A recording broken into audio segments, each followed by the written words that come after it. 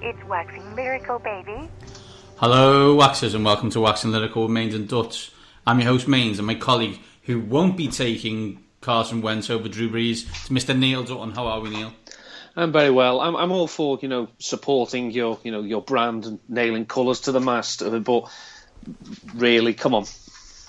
Yeah, be better. I had to do that one because otherwise we'd end up starting to talk about the fact that I've got a quarterback for one more, a top 15 quarterback for one more year, and then I go back to what the WCW used to describe as lethal lottery. Yep, I'd say that's about fair. But it may be the law of inverse relevancy. The less likely it is today that a deal will be done, the more likely it will be an hour to go before the deadline on Monday. A friend of the show, Andrew Brandt, as it always tells us, is time moves things along. So the closer we get to deadlines make things happen. I can't see this one happening, don't I? I have to be brutally honest with you. I think after it wasn't done at the start of last season, it was never going to get done. Why would he sign a new deal? The question is, would you trade him when you're not really going to get that much value? Not if the coach has any say in that decision to trade him, because as I said earlier, I'm pretty certain Jay Gruden probably wants to still be a head coach and doesn't want to be looking for an offensive coordinator gig in January. So if the Redskins went into the season with Colt McCoy at quarterback, the likelihood of that happening would increase. Absolutely, absolutely. But we're not here to talk about Washington and Philadelphia this week, Don. But what we are starting talking full-time NFL. And we are starting with the Waxing Lyrical 2017 Division Previews. People, let's give it up. So we're back. We're going to talk Division Previews. We're going to start with the North. Both Norths, AFC and NFC. Bit of a standard fare. We're going to give you one big question for each team. Dutton is then going to give you a fantasy darling and a fancy loser. Then we're going to look at the schedule. Home and road out of the division, and give you the over-under and what we think they will do against that. Does that make sense, Dutton? As I did send the rundown to you, but I believe you haven't read it because you're a prat. I flicked through it. Fantastic. I'm glad I didn't do it during work, because that would be a really bad idea and probably will get me fired. I was waiting for it to come out in paperback. Yeah, well, you will do soon. So, Dutton, let's start in the AFC North, and because we deal in the alphabet, we're going to start with B, and that is the Baltimore Ravens. So as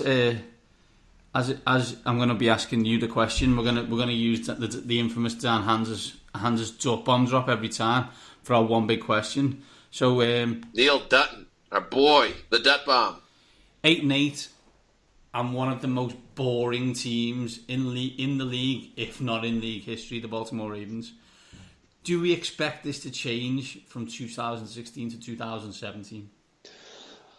Not especially, no. Their defense should be slightly improved, one would hope. Their offense is, they didn't exactly plough an awful lot of resources into their offense. I mean, I know they signed Jeremy Maclin, but basically he's going to fill in for what they've lost in Steve Smith.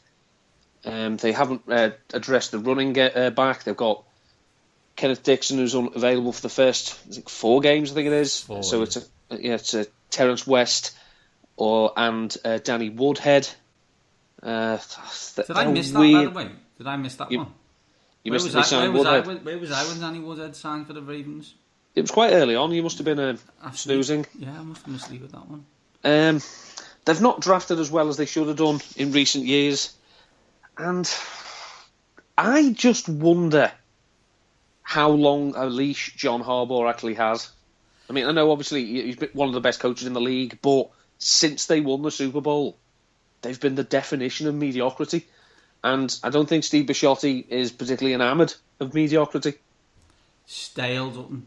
If I was to look up the Ravens and Harbaugh in the last couple of years, it would be stale.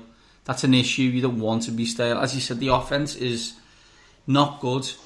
They paid, when we talked briefly about Washington, and this is where they spin round to them, is that because he won the Super Bowl, the Ravens had to play Flacco, and they're kind of still paying the cost of having to do that. because they haven't been able to supplement that talent. Now they would have if they would have been able to draft, but Ozzie Newsome hasn't done well on that recently. So then you can't fill it with free agents, and you're looking, you're like they've been lucky they've had Steve Smith. You know, Steve Smith was late 30s and he was getting 1,000-yard seasons for them. They're going to hope for the same from Jeremy Macklin. But Jeremy has a tendency to be a bit more injured than Steve Smith. When Steve Smith's injured, he's out for the season. Do you know what I mean? Like, there's a lot of twinges, niggles on the in the world of Jeremy Macklin. They need one plays hurt, the other plays injured. They need Brashard Perryman to do something, anything. Best of luck with that. Exactly. And I think we've discussed that already, don't we? It's not something that we expect to happen. It doesn't help that, you know, it's a slightly boring offense. You know, that literally Joe Flacco is, you know, one of the biggest arms in the NFL, but they don't design any deep shots for him. And then it's not going to be helped when your ground game is rather anemic and you bring in as a senior assistant Greg Roman. That is not going to make your offense any better to watch. If anything, it's going to make, you know, more. You know, you're going to swing. It's two polar opposites. You've got Marty Morenweig, who's from the running Watts, to Greg Roman of I don't need receivers. I'd rather run a triple wing. Yeah, absolutely done. Absolutely. Well, I know we haven't really talked them up, Dutton, but let's go positive and negative on it from a fancy point of view. First of all, Dutton, Fancy Darling. Hello, darling. So for people new to the show, we do Fancy Darling every week in a daily fantasy concept, but we're going to do it in the previews, basically team by team. Which team's got a Fancy Darling, which team's got a Fancy Loser. This can be easy for some teams and will be tremendously difficult for others. Dutton, who's the Fancy Darling for the Baltimore Ravens? I think it could be Ben Watson, who I've, you know, as we discussed doing my top 10s last week, I've got him down at the moment for tight end 10. In overall scoring at the end of the season, and we know that they've been targeting the middle of the field. They've lost Dennis Pitter. Max Waller is suspended for the season. Max Williams, Max Williams, has had knee surgery, the type of which no footballer has ever had, according to John Harbaugh. Crockett Gilmore is injury prone, and Nick Boyle, yeah. So, you know, in the absence of a stellar receiving corps, I like Watson to, as long as he's fit, of course, to come back, win the job, and put up, respectable numbers. For every darling, Dutton, there's a loser. It's Brashard Perryman. Just because someone is, you know, hasn't done it yet, is no guarantee that they're ever going to do it. And you know, people may say he's young. He looks like he's about 48. And you know, I fail to see the appeal. I checked up my rankings. I have him down to finish as wide receiver 81 this season, so I'm good, thanks. So, darling Ben Watson, loser, Brashard Perryman. Dutton, if we look at the over-under at the moment on a website that refers to the number of days in the year, you can get the Baltimore Ravens at a massive, I think, 9.5. Home games this year against the Bears, the Dolphins, the Texans, the Lions and the Colts. Road games at Jacksonville, Oakland, I can still say Oakland, right? Still yeah. Oakland, Minnesota, Tennessee and Green Bay. Over under 9.5. What say you? I'm taking a hard under. The AFC North, as we know, they're going to beat themselves up. They're going to take games off each other. So it's unlikely that they'd go. I mean, you could see them going 3-3 in that division. You know, maybe 2-4, 4-2. It's a pretty intimidating schedule, and I don't think they've improved that much. So a hard under for me. Stale and mediocrity have been the watchwords of the Ravens when we've talked about it for the last 5-6 minutes. Yeah, 8-8 at best, 9-7. I don't see how Vegas sees this as a 10-11 win team. They must expect them to be carried on defense because the offense hasn't got much to shout about. As you said, you look there. Okay, you get to play the Bears, which is nice. Home against the Lions, good. Home against the Lions and the Colts, Dolphins is good, although he played the Dolphins early on, not perfect. But then on the road to the Raiders, the Titans and the Packers, who I assumed, and I don't want to jump ahead on division previews for those teams, but I expect them to be good teams, so I think it's tough. I think they're 8-8. And, you know, all things being equal, John Harbaugh might need a new job. Which I'm sure he would get within 5 minutes of being fired. Absolutely done, unless he doesn't want one. If I was him, I'd take a year, but that's just me. Mm-hmm. Dutton, next team, the Cincinnati Bengals. And Dutton, the one big question. Neil Dutton, our boy, the Dut Bomb. They were 6-9-1 last year. Oh, they were what a one we saw, Dutton. Lots of talent at the skill positions. Don't think that can be denied. However, I just think lack of talent last year on the offensive line. Can the line this year give the skill position players enough time to excel and do what they can do and have proven to do in previous years? The simple answer would be that they'd have to. Otherwise, a lot more people are going to be losing their jobs. This is a team, as you say, talent-wise, it's up there, with anyone in the NFL, I think. Defense, slightly, is getting old and not very gracefully. The tackles, the offensive tackles, were piss poor. That hasn't been helped by letting the best one, even despite his age, Andrew Whitworth, depart to Los Angeles for the Rams. I think this team has too much talent to fail. But I don't, these are an odd one. This is classic Bengals, as it were. This is, the last 5-6 years have been something of a mirage, maybe for, the good people, the long-suffering Bengals fans. This is now where we are more with them, is that it's a team that doesn't know whether to stick or twist. They've got AJ Green. They should have a fit Andy Dalton. They drafted John Ross and Joe Mixon, who, Mixon especially, is talented with issues. Classic Bengal, I guess. They got Tyler Eifert. They have the weapons to score points. Can they stop people from scoring? And can they protect Dalton? They're the questions. The Bengals are a funny team. When you first started watching the NFL, the Bengals were a joke. And now they're a joke because they win 10 games and don't win a playoff game. Bengals fans would have prayed for that 20 years ago when you were going 3-13. You need to do something here, Bengals. Do they have an opportunity? Possibly if everything, but I think it's one of those teams where everything has to go right, especially on the offensive line. If that offensive line does an average job, they could be in business. That's not easy to do though, because they just think lack of talent on that side. I mean, luckily, Andy Dalton does get the ball out quick, give him his due. So all they're asking the offensive line is maybe an extra half second. And then in the ground game, just literally try and impose your will a little bit stronger. Not massive sweeps. They don't want Andy Dalton taking 7-step drops and bombing it long. That's not his game.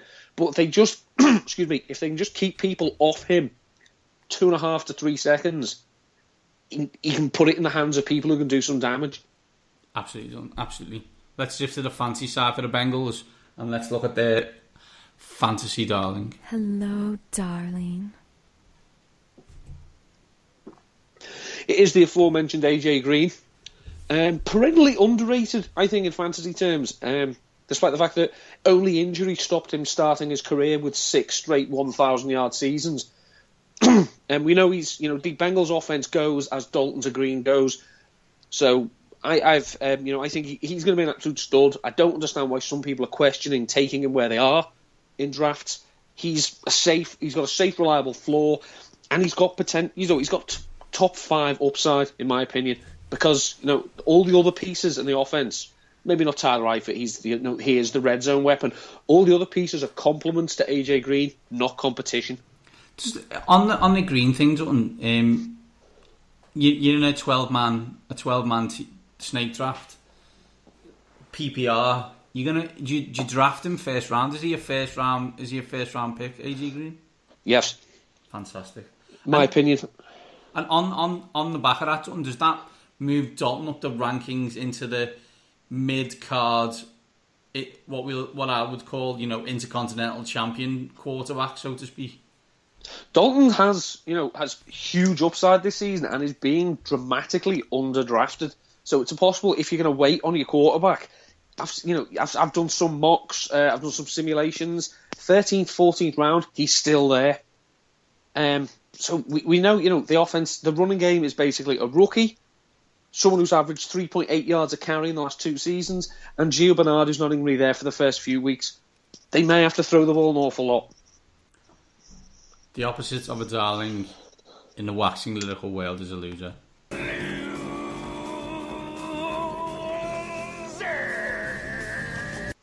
Jeremy Hill, for me.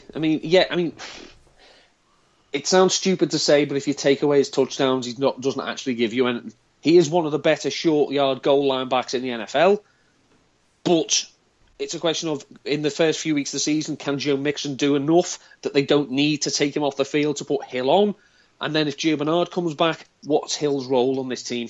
So there's too many question marks about him. He's been inefficient. He's basically, later career Jerome Bettis at this stage. And for me, that's not worth a fantasy carrot. Would you take? I know we talked about Mixon a lot draft side, don't I? I just want to talk about him from fantasy. Do you expect, because you're not taking Hill and because Bernard's injured, does that mean Mixon's could be seen as a spot starter, third running back maybe?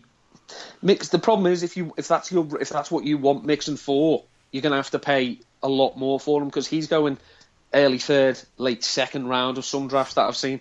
Which, if he comes off, he's got the talent. We know this. Unfortunately, not all rookies pan out. And for someone that basically you want them to complement your offense, you're going to have to take him as your main running back. And then you're going to miss out on, further down the line, someone. You're running the risk of any running backs on your roster are going to be complementary pieces. Which, if maybe that's what you want, but I prefer to draft those players a lot later than what Joe Mixon's going. Makes sense. How Joe Mixon's going. Well, makes sense, Dalton. If we look at their over under, Dalton, they are 8.5. Home schedule, they have Texans, Bills, Colts, Bears, and Lions. Road schedule is Packers, Jags, Titans, Broncos, Vikings. They are over under 8.5. Dalton, what say you? I'm going to take the over, as I do think they bounce back. Yeah, I have to say I'm with you on this. I look at it and I think Texans, Bills, Colts, Bears, Lions, winnable. I'm thinking 4-1. I like having the Colts on the road. Do you know what I mean? I like that kind of Packers. I like this kind of party. Packers, Jags, Titans, Broncos, Vikings. You're probably talking 3-2. So I've got them at 7-3. You win 3 of your division games. Hello, ladies and gents. There's 10-6, and I've got this by 1.5. I'm Team Ginge, Dalton. It can't be denied. So I want Andy Dalton to do well, and he's got the talent around it. I loved John Ross coming out of Washington. I hope if you get him firing alongside AJ Green, special things are going to happen in Cincinnati. I like Marvin Lewis. Do you know what I mean? I do. So I want them to finish 10-6, and for the love of God, I want them to win a playoff game, just so that narrative can go and F off. Yeah, it is boring. It's one of those. It's which is more painful, getting there and never doing it, or never getting there? Either way, these type of runs need to go away. Exactly, Don. Exactly. Tell you what, if we move from a team that gets there and fails, let's move to a team that never gets there, and that is everybody's favourite hard luck story, the Cleveland Browns. And what is there? Neil Dutton, our boy, the Dut Bomb. They were 1-15 last year, and let's be honest, everyone cried when he won a game. They've got a lot of young talent, or it seems like they've got a lot of young talent. That's the issue with young talent. You think it's talented, but you have to find out. And they've got what I would define as logical management, including the head coach, Hugh Jackson, who've got a lot of time for. Can this finally start leading to some wins? Well, obviously, if you say they're going to win more than last year, then that's not a huge statement to make, as they only won one game. logically, that this is not now a 1-15 roster. I do not think, especially on the line, the offensive line, as we know, it looks like they want to run the ball. An awful lot of Isaiah Crowell's production last year, and he did have a relatively good season, came on a remarkably small number of runs, so he wasn't consistent. They have talent in some key places. They have an intriguing defense, and despite his peccadillos, one of the better defensive coordinators in the NFL in Greg Williams. Double G. Double G, yeah. So I think they will be improved this year, but I'm not buying that this is not a team that's going to be challenging for the playoffs in 2017. That's not the priority this year. It's to show progress. I think you've absolutely nailed on it, Eddie. Last year was to do a job, strip it down, bare bones, and try and win a game. That happened. Get more talent, get more draft picks. That happened. They've got more talent. Show gradual improvement. People are happy to allow that. If they see gradual improvement, that's happening. This is a playoff team at best. 2019 for me. You know what I mean? You can see if you want this to work, you're gonna have to win 4 or 5 games this year, 6 or 7 next year, and then the year after. But 6 or 7 wins, but you're very competitive in games, and you lose a couple of heartbreakers or whatever. Then it's the next year. That's how I see this going, and obviously that's all based on whether they've found a quarterback or not. And at the moment, we don't know that. They're going to probably start Kessler. They've got DeShone Kizer. He was terrible at Notre Dame last year. Don't let anybody confuse you otherwise. He went backwards. He was fantastic against Texas week 1, and he was terrible after that. And, that's got to fall at him. It's got to fall at Brian Kelly, and it's got to fall at actually the whole of the offensive staff at Notre Dame. So Hugh Jackson's got to rebuild that. If he does, then he might have something on the hands, because he has got talent. But has he got NFL talent? That's what we're going to find out. You think about it in terms of making progress. All this coaching staff has to do and be allowed to do is wait Ben Roethlisberger out, because then this division becomes something we haven't seen for 15 years. No one knows what it'll look like. Just wait Roethlisberger out, and then if it's not working, then clean house again. We say that though, Dutton. When we get to the East, I'm sure we'll talk about a similar concept for a few teams there as well in the AFC. If we must. Dutton, I don't know if it's tough or not, considering we don't think them to win any games, but let's talk fancy darling. Hello, darling.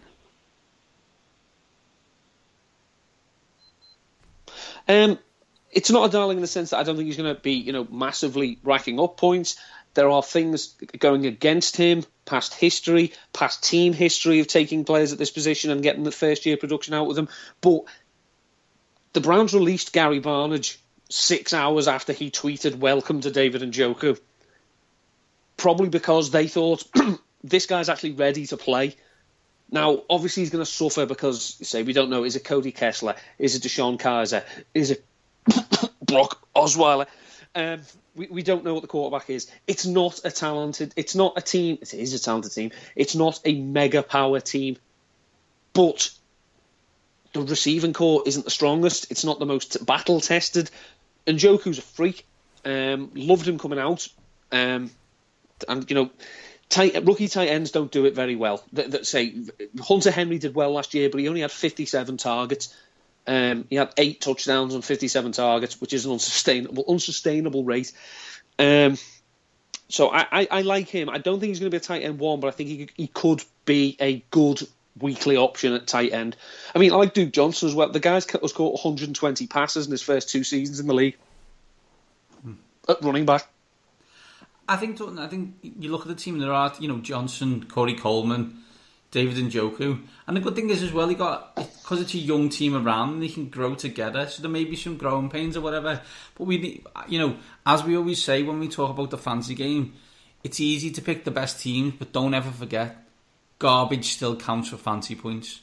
So just ask Blake Bortles. Just ask Blake Bortles, who was perennially in the top 7 or 8 in fantasy, and This was his first year throwing a touchdown in the first quarter.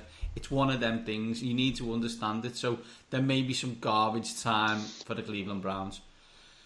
For every darling, as we always say, there is a loser, though.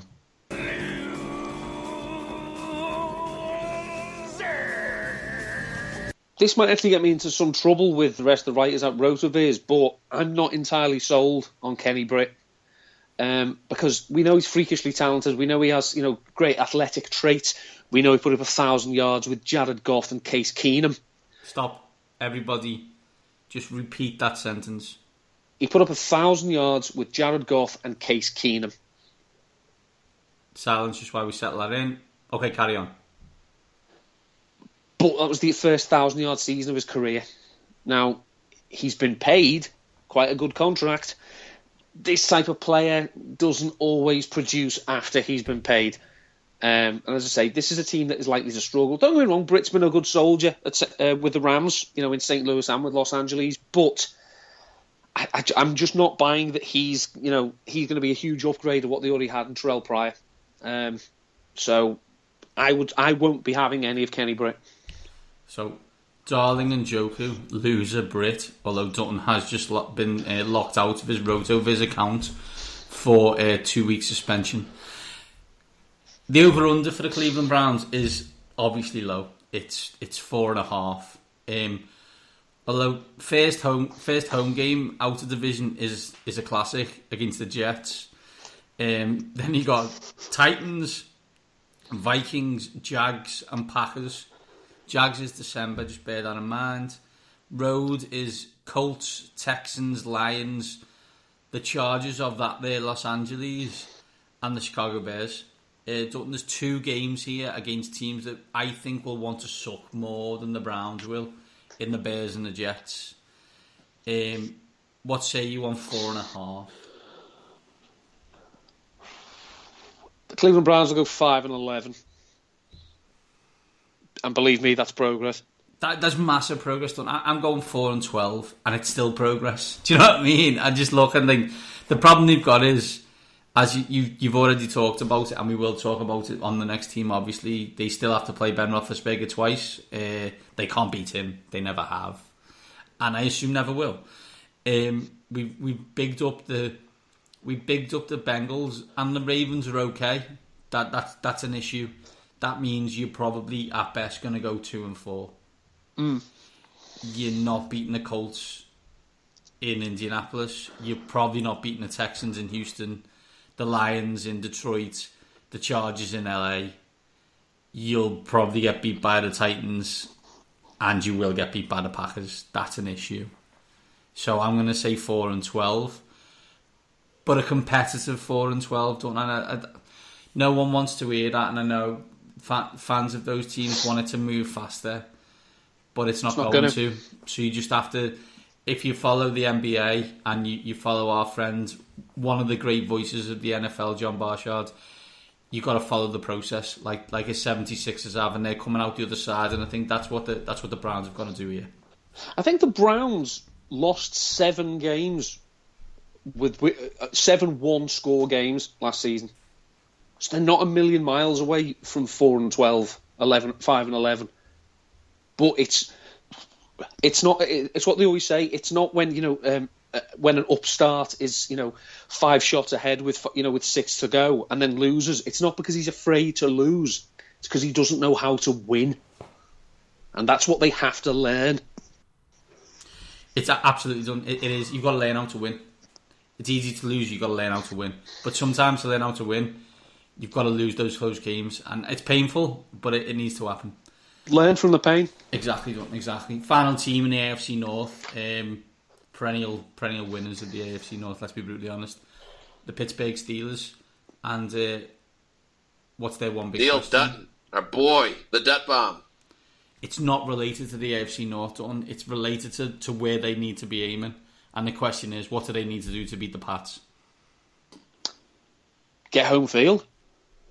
I'm not saying that Brady struggles at Heinz Field, but having to go to Foxborough every time just plays into Belichick's hands. Get them out, get the Patriots out of their comfort zone, get them in Heinz Field, make Heinz Field hostile, the terrible towels going, and the Yinzers going absolutely crackers.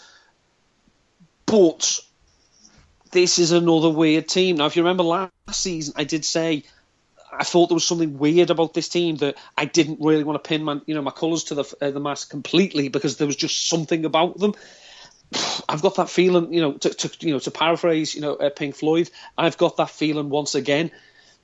This team is a hostage to their quarterback, both on and off the field. Ben Roethlisberger, as we know, is money at Heinz Field, but away, he's becoming something of a liability.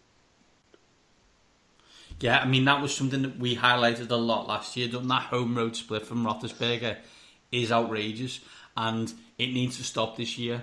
And they need, as you said, to get whatever they need to do to play the AFC title game in Pittsburgh, not in New England, because they won't win in New England. To be honest, I don't think they win in Pittsburgh. I don't think Brady and Belichick are arsed, if I'm brutally honest. But Pittsburgh have definitely got more chance of winning if it's in their home stadium. That's what they've got to look at. That's what they've got to do. That's your target. And it's not derogatory about the rest of your division. That's your focus. You've got to be the best. And for them to be the best, they've got to beat New England. It's going to be tough, but they do have more weapons this year than they had last year. They've got Martavis Bryant back if we get anything out of him.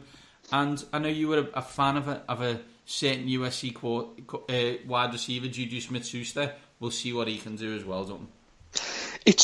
There's been no team in the NFL that plays down to the level of their opponents more than the Mike Tomlin Pittsburgh Steelers. And as we've said in the past again, that comes down to one man.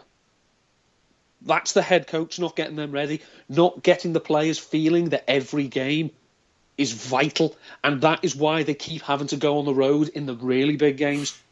They need to go and look out and say, I mean, was it last year, the year before, when Roethlisberger said we can average 30 points on offense? Go and do it. Yeah. There's no one stopping you. Well, obviously there's 16 off, a few defensive coordinators who quite like to stop it, but they shouldn't be able to stop this offense. Absolutely done. Absolutely. Lot of weapons here. Let's have a look and see who Dutton's favourite weapon is. Fancy darling. Hello, darling. Well, I'm cheating. There's two. There's seven, Dutton. There's secretly seven. There's Le'Veon Bell and there's Antonio Brown. Now, I've seen mock drafts where David Johnson's gone 1, Bell has gone 2, Brown has gone 3. That's fine. I can live with that. These two, have shown they can carry the offense.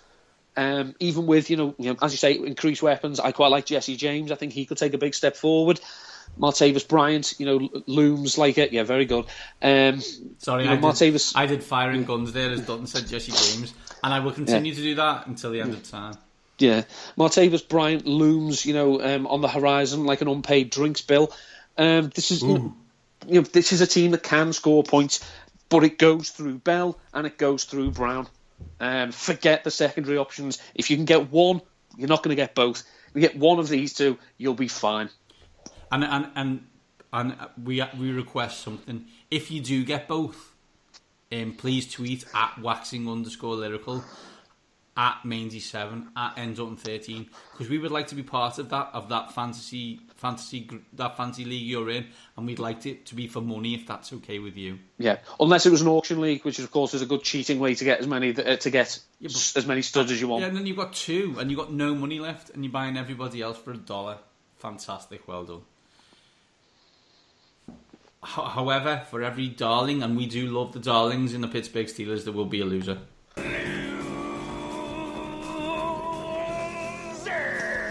Martavis Bryant, for me, I think anything the Steelers get out of him this year will be a bonus. One of my colleagues at Rotoviz, Charlie Klein-Hexel, did a guest post on Rotoworld about players who get multiple suspensions. When they come back from the second one, do you know what their average games played is after a second suspension? This is like a recent vintage. I don't know. It'd be less than a handful, I guess. 8. Yeah, it's not enough, is it? It's not enough. If you get suspended a second time, your average remaining NFL games is half a season. Martavis Bryant has been punished twice. He is on the thinnest of thin ice. He's already been banned once, and he couldn't stop smoking weed or whatever it was he was doing. I failed to see how a year off. What's changed? Oh, he's a year older. Bollocks! I'm sorry, it doesn't happen. I don't believe human nature changes in a year. So I think whatever they get out of him, the price he's going, I think some people are expecting miracles. I'd be more comfortable with him dropping a few rounds and then thinking, okay, I've got all my wide receivers now to load up on the bench and play for upside. But there's some people who are plugging him straight back in to what he was in 2015. Best of luck. Yeah, I agree with you, Dutton. Best of luck on that. Over-under is obviously a high one, and it's 10.5. Home games against the Vikings, the Jags, the Titans, the Packers, and the Pats. Tough end there. And on the road, they have the Bears, the Chiefs, the Lions, the Colts, and the Texans. 10.5 done. I'm going to take the under, but only just. So you're going to go 10-6. 10-6 for me, yeah. So no chance that the one seed and no. Your hatred of Pittsburgh continues another year abound. For the record, I do not hate Pittsburgh. There are people that I'm trying desperately to get on the show to talk to us who have Pittsburgh affiliations, and I don't want that rumour getting out. It's not a rumour, Dutton. It's just you have been right on them and cautious, while a lot of other people were not. I see them winning the division. It's probably 11-5. It's still not enough to be one seed, but I see. Those home games. It's tough. That Titans, Packers, and Pats, they're not easy home games based on what we're thinking of those teams. But then you got the Bears away, the Bears on the road. Yeah, Chiefs on the road. I'm not sure about the Chiefs. I think they may have gone backwards. We'll discuss them obviously when we get to the AFC West. Yeah, I'm saying 11-5. It's probably a stay away on the thing in their favour, of course. Yeah, the thing in their favour, of course, is that there doesn't seem to be any milk-shop fixtures there. So they won't have a chance to play down. Absolutely. On paper, of course, when it gets to it, and I don't know, say, the Bears are 0-6 or whatever it is when they're playing, or, something like that. But on paper, it looks like a 16-0 schedule, but obviously we know it won't be. Absolutely, Dutton. Absolutely. So that's the AFC North. And correct me if I'm wrong, Dutton, we've gone Steelers 1, Bengals 2, Ravens 3, Browns 4. Yeah, I think that's a fair... I think it's a fair picture. Yeah, and I have a feeling you might get two teams in from the AFC North. Not so sure. Probably just the division winner. But we'll come to that kind of predictions in a separate show. Let's move on to the other North, Dutton, and that is the NFC North. And let's start with those Bears and their one big question. Neil Dutton, our boy, the Dut Bomb. Are the Bears a fantasy wasteland? Never mind a league-wide one. It's a tough question. They're not very good. They're actually a decent run-blocking team. They showed with Jordan Howard last season. The quarterback situation is a mess. The front office head coaching relationship is a mess.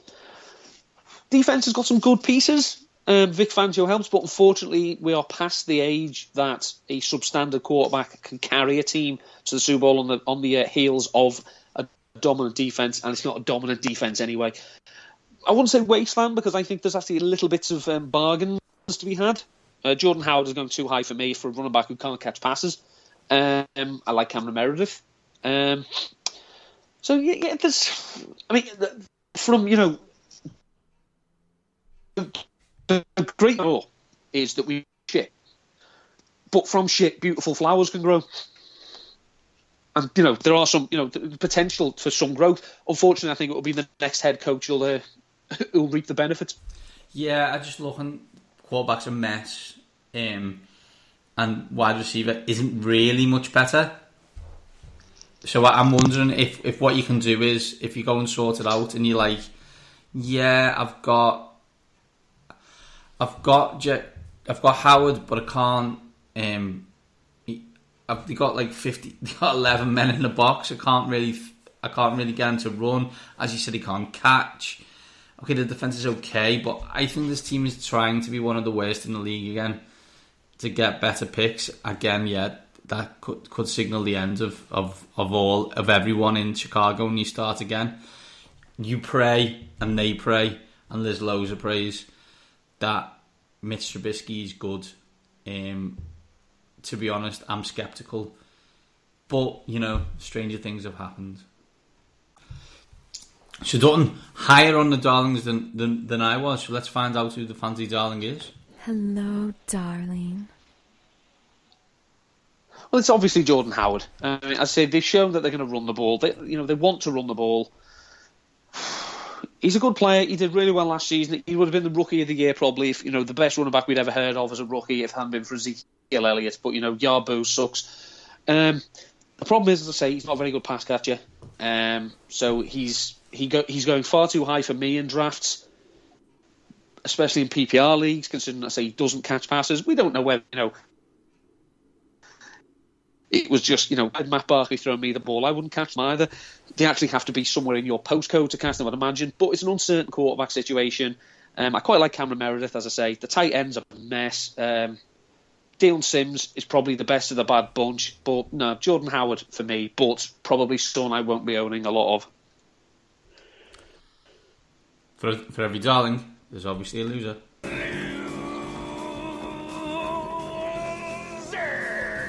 Well, if I'm not going to let Baltimore get away with Brashard Perryman, I'm certainly not going to let the Bears get away with Kevin White. He be poo. So, and I feel saying, in the games he's played, he's been heavily targeted. He's played 4 games in 2 years. He wasn't a very well-polished receiver coming into the NFL. He's not very good. Again, I won't be owning any of them. I don't think there's a price too low that I would be prepared to pay for him. Well, there you go. That was stinging. Over and under, Dutton is higher than the Browns. It's 5.5. Under. home games against the Falcons loss, the Steelers loss, the Panthers loss, 49ers, and Browns battle for the first pick. On the road, when was the last time a team tied twice in a season? How difficult to find out. Road, we've got the Bucks, the Ravens, the Saints, the Eagles, and the Bengals. Which, correct me if I'm wrong, is a big fat stinking 0-5. Dutton's already obviously shouted under from the rooftops, and I tend to agree with him. This is 3-13, 4-12, loveliness. They may spoil an NFC North team's run to a playoffs just by being stupid, but I don't expect them to win many games, and I don't think they want to. However, the issue is that the people who coach and GM in these teams probably don't have very long left, based on these kind of records. I'll go with that. Next team, Dutton, is the Detroit Lions, and they have a one big thing. Neil Dutton, our boy, the Dut Bomb.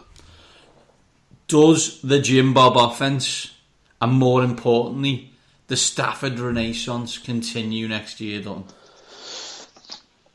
I said before that the Cleveland Browns lost a lot of close games that they were in. The Detroit Lions went the other way and won a lot of close games they were in.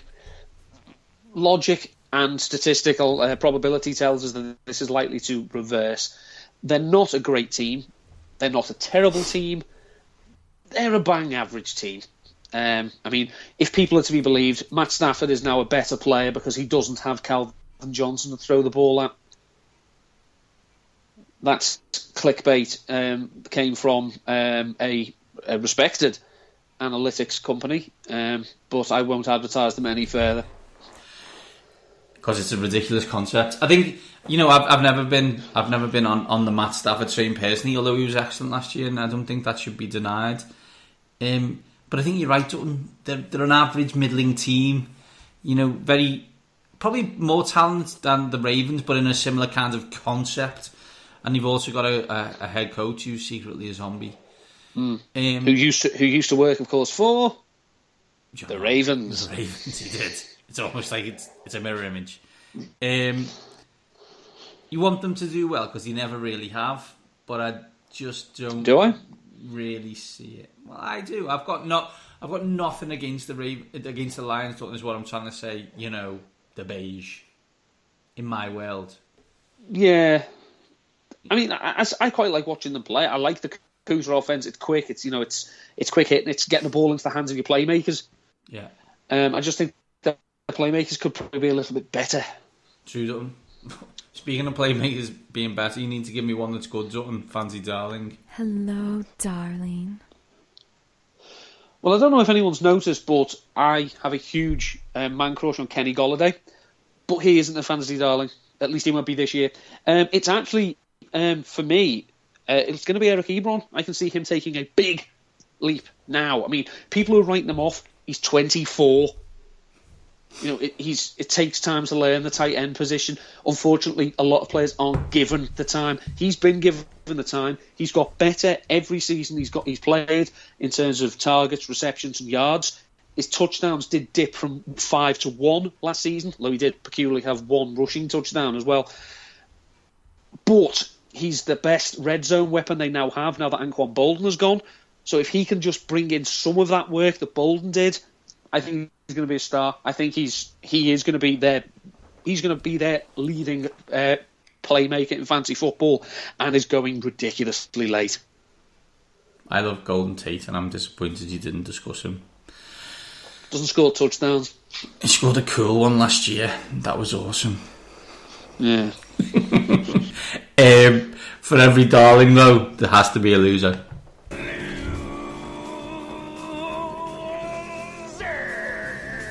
I feel slightly harsh about saying this because he did start really well last year and then got injured, but that's Marvin Jones. And I don't think he's going to be as good this year. I like Golden Tate. He's obviously a target monster. But as I say, I think Ebron's going to take a step. I really think Golladay is going to be a matchup nightmare, in terms of, when he's used, as long as he's not trotted out every time. The Lions play 3 wide receiver more than any other team, and they pass more than most teams, especially out of the 3 wide receivers. So I just think Marvin Jones is going to be the man who probably doesn't benefit. And, I think the Lions can get out of his contract at the end of the season, so they may want to see what they've got in the youngsters, especially Kenny G. So I think he's a bit of a loser in this situation. I need to get, if we're going to talk about Kenny G a lot, I need to get that music hit up. Over under Dutton. I guess Vegas thinks similar to us on the Lions, and the over under is 7.5. Home games against the Cards, the Falcons, the Panthers, the Steelers, and the Browns. Road games against the G-Men, Saints, Ravens, Bucks, and Bengals. Obviously, when you look at teams like the Lions, they are an indoor team. So I do these in order of when they play. So a road game against the Bengals means late December. I'm going to take the under. I think this could be a 6-10 team. Yeah, I look and I tend to be with you, don't I? I think you look at it and you think Cards, Falcons, Panthers, Steelers in your home games. That's not good. It's not good. You don't even get the advantage of playing in a dome against an outdoor team when you're playing the Cards, the Falcons, and the Steelers want to be in a dome. Do you know what I mean? Like that's not good. And you're looking at, at best 2 and 3, probably 1 and 4. You probably get short shrift of I'm sure what everybody's going to love the Giants. We don't, but that's just personal preference. You got it is personal and it is business. Exactly. You go into the Saints, you go into the Bucks, who is it the year that one of us is higher than them? It must be, because the year's got a 2 in it. And it's the Bengals in the road in December. I don't see them winning a lot of games outside division. Therefore, I don't see them winning many games overall. So that's the Lions, Dutton. Obviously, next team is the Green Bay Packers. What's their one big question? Neil Dutton, our boy, the Dut Bomb. It's very similar, Dutton, to the Pittsburgh Steelers question. As they're very similar teams in that kind of world, or have been in recent years, what do the Packers need to do to get over the hump, Dutton? They need to stop planning on Aaron Rodgers' miracles and actually be a defence as well. Because I did love Clay Matthews saying he was sad that Jay Cutler was out of the NFC North because he wouldn't be able to pep up his sack numbers. I'm sorry, Clay. You've sacked Jay Cutler once since 2013. That might be your only sack since 2013 as well. So zip it. The defense is very good. Don Capers has pictures on Mike McCarthy. The only explanation I can think of. I mean, it's an offensive juggernaut. It's got Aaron Rodgers, a quarterback. Of course, it can score points. But does it have to score 40 points every week? No. They need to tighten up. But you say, they're an offensive juggernaut, but they haven't shown that consistently, Dutton. And this is my bugbear, and you think this is some kind of vendetta. For them to get over the hump, they've got to They've got to be coached better, Dutton.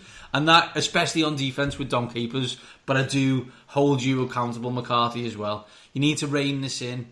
Every play shouldn't be some kind of Aaron Rodgers running around for 5 seconds and then a bomb to Jordy Nelson. It looks pretty, it's great for highlights. It's not offensively sustainable. Are you implying that Sandlot isn't the best place to game plan for the NFL? Aaron Rodgers is an unreal talent. But I have to say, I've just been photobombed by Dutton's Kate there.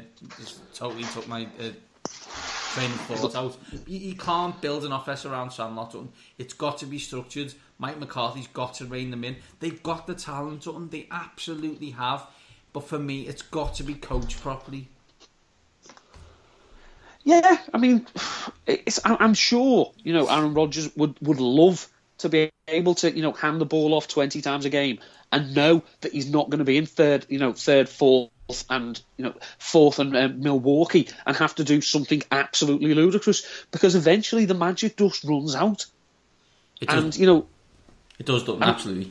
I mean, he needs, I think, 3 touchdowns to get to 300 in his career. He has 70 interceptions. Everyone else who's thrown 300 touchdowns has at least 170 interceptions. The man's a freak. We are witnessing, when he is on, it's quarterback play at its ultimate, the way it was designed to be played. But he can't play defense as well. Friend of the show and close friend of ours, Mr. Tony Esposti, would regularly call Peyton Manning a choker and a loser because he hadn't got, 15 rings. Aaron Rodgers got 1. Listen to that stat that Dutton just told you. He's about to get close to 300 touchdowns. And he's 100 less interceptions than everybody else. 1 Super Bowl. 1 Super Bowl, people. That needs to change, or mantles will be moved from one quarterback to another. I mean, at least Peyton went to 2 after he'd won 1 before he won another one. Rodgers hasn't really been close. No. It's not good enough, Dutton. And that's what I'm saying. It's not good enough. It needs to be dealt with, because you only get these quarterbacks once a lifetime, because the Packers have had 2 since I've been watching the NFL. Unfair. Will he go 1? Will he go 2 here? Name me your fancy darling. Hello, darling. It's Aaron Rodgers. It's stupid to say otherwise. I've been doing some mock drafts where I've been, fiddling around with various strategies, and he's been sat there in the 3rd round. And the way my roster's been with the first 2 picks, I've thought, yeah, why not? He's the only player I would contemplate doing that for at that position. He has actually, after last week's discussion, he's now up to 2 in my rank because I have dropped Andrew Luck down a bit more. He's a freak. I did trade him away in Dynasty, but that's because I did get an excellent offer from a friend of the show, James Dixon. But if you can get him, you're going to get him. He's going to be in an awful lot of DFS teams when he come in. He's an absolute magician. And, ultimately, let's assume that the Packers aren't coached rationally. He's going to throw for an awful lot and pass for an awful lot of touchdowns. Very true. It's logical sense, I guess. It's the way to go. And if Dutton's taking a quarterback in the 3rd round, that's big news, because Dutton's in the keep your quarterbacks late school of thinking. So you need to bear that in mind, obviously. Team late round quarterback. For every darling, though, there is a loser.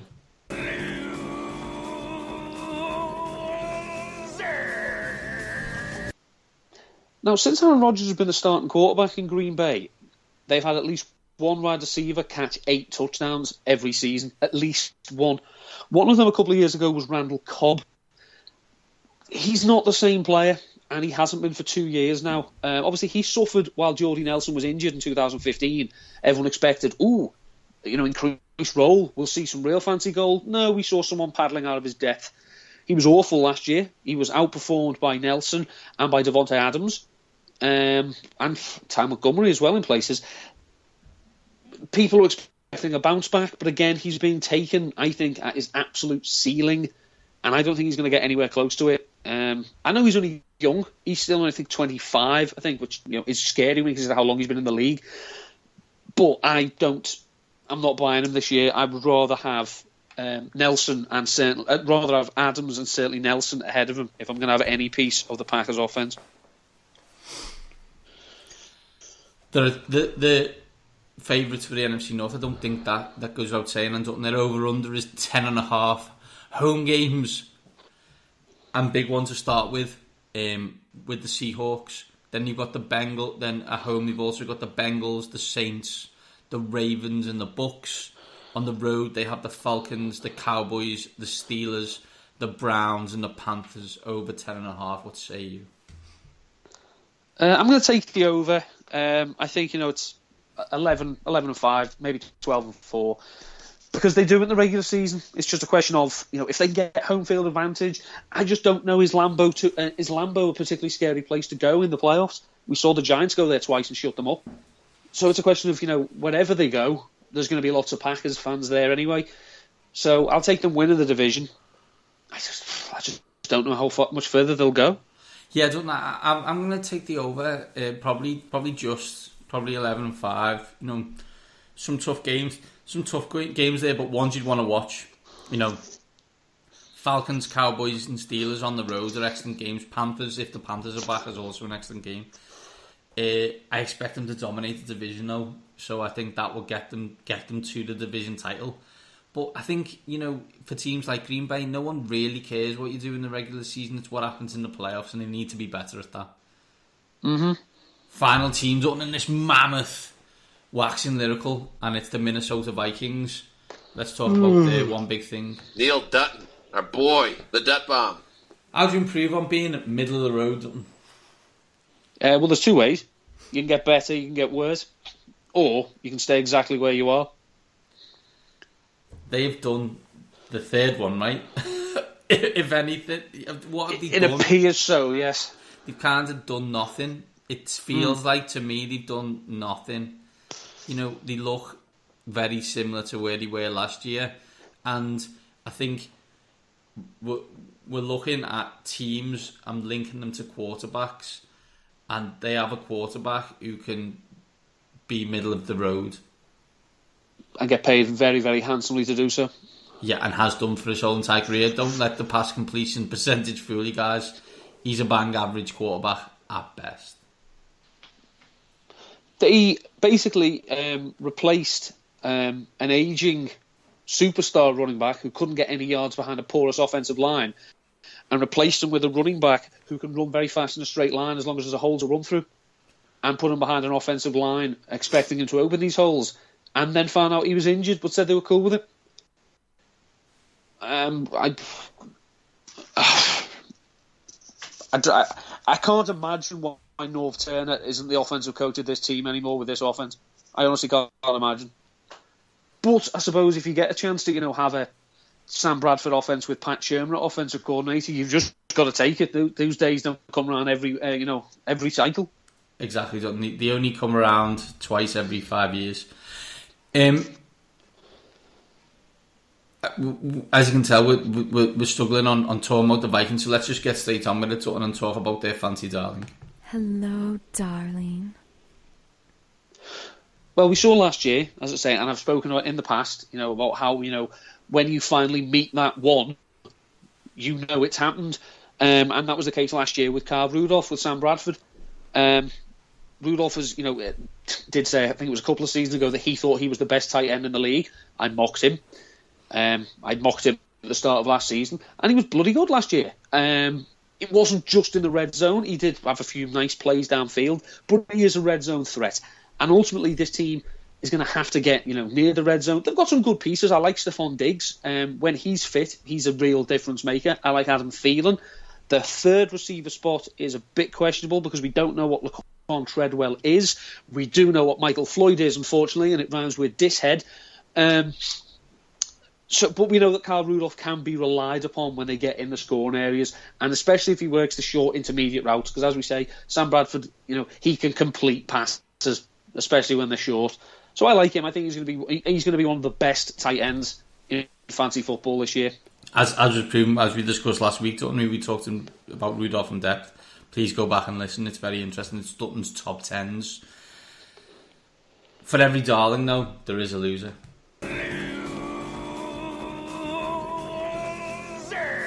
Latavius Murray, I don't think I have to say any more. He scored lots of touchdowns last season, but averaged less than 3 yards a carry.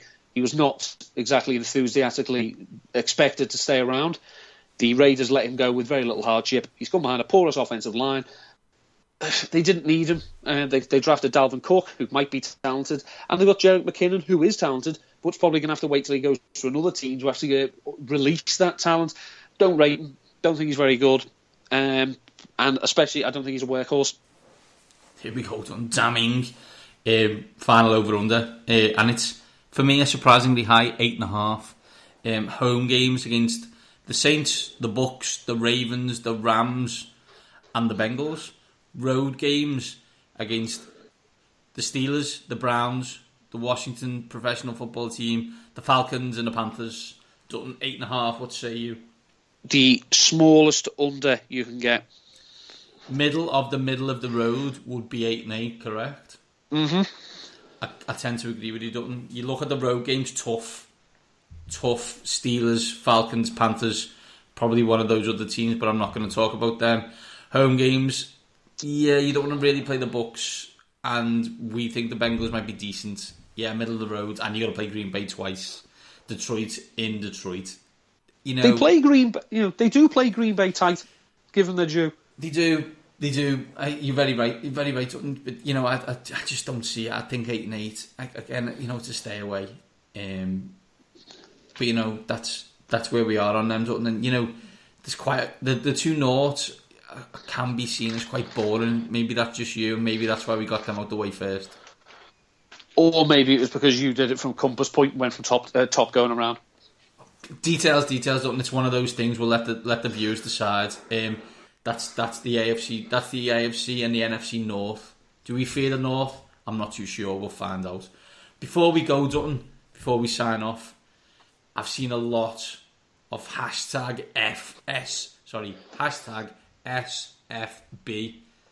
Explain yourself, man. Explain yourself. Well, SFB7 refers to the Scott Fish Bowl. It's the 7th year it's been running.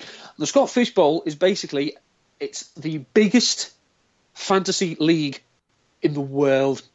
It is 720 teams broken down into a variety of divisions. This year the divisions are all named after Disney characters.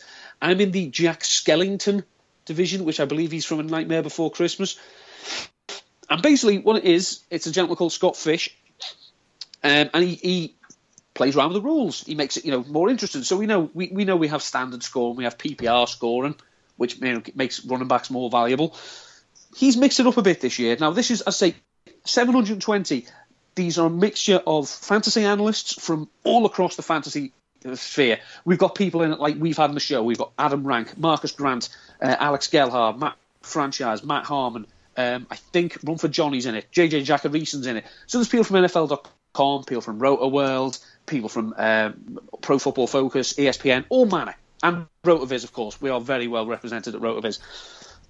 This year, this is the roster. It's 22 rounds. Right? Okay. 12 teams, 22 rounds.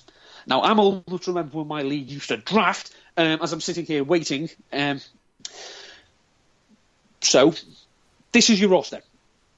you start one quarterback, two running backs, three wide receivers, one tight end, one super flex, which can be another quarterback, and three other flex spots. No kickers, no defense. Nice.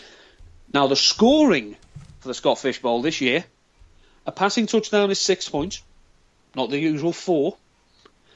It's 1 point every 25 yards passing. You get 1 point if your quarterback converts a 2-point conversion try. It's 5 points for a rushing touchdown, but you get an additional point because it counts as a first down.